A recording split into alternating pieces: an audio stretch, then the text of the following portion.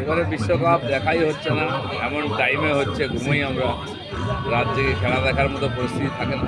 তাই এখানে যে বাঘাযতীনে এনারা লেগেছেন, এই ক্লাবের তরফ থেকে সুন্দর ব্যবস্থা করেছেন, আমন্ত্রণ করেছিলেন। সকালে 7:30 মর্নিং ওয়াকের পরে এসে আর্জেন্টিনার ম্যাচ দেখলাম হাফ টাইম। ভালোই লাগছে, অনেক লোকজন ছেলেপেলেরা এখানে জড়ো হয়েছে, আর সুন্দর পরিবেশ, চারিদিকে বড় স্ক্রিন লাগিয়েছে, ভালোই খেলা হলো। ফুটবল যে পরিবেশ তৈরি হয়েছে তার সঙ্গে সম্পৃক্ত হওয়া, আর আর্জেন্টিনার ম্যাচ, আর্জেন্টিনার সাপোর্টার সবাই এখন আমাকে বললো পরে নিন, গেঞ্জি একটা পরেছি, একাত্ম হওয়া যায় সবার সঙ্গে।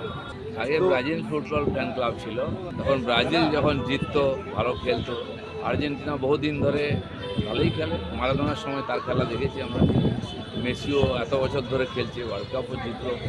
তাদের খেলার প্রশংসক সবাই, আমরাও ভালোই যারা করছেন। কিন্তু আমি মনে করি যে খালি খেলা দেখা নয়, পশ্চিমবাংলার ফুটবলেরও এবং ভারতের ফুটবলের উন্নতি হওয়া দরকার আছে, সেই ব্যাপারে সবাইকে লাগা উচিত।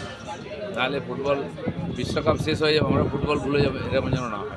যোগ মানুষের জীবনে একটা জায়গা করে নিয়েছে, ক্লাবে, বিভিন্ন পার্কে বহু লোক প্র্যাকটিস করেন।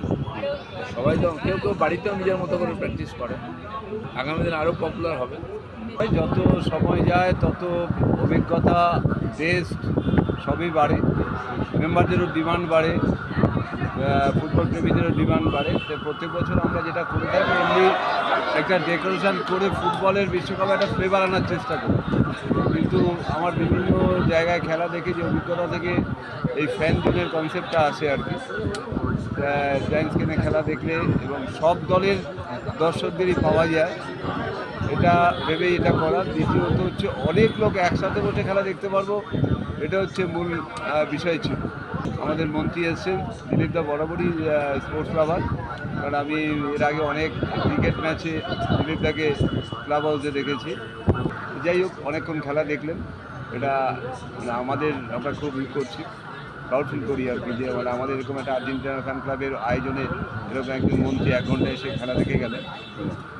সাথে বলবো অঞ্চলের ফুটবল প্রেমীদের এই আনাগোনা, বলবো যে ভারতবর্ষ বিশ্বকাপ খেলে না, কিন্তু বাঙালির হৃদয়ে যে ফুটবলটা এখনও বেঁচে আছে, এটা এই উন্মাদনা দেখে বোঝা যায়।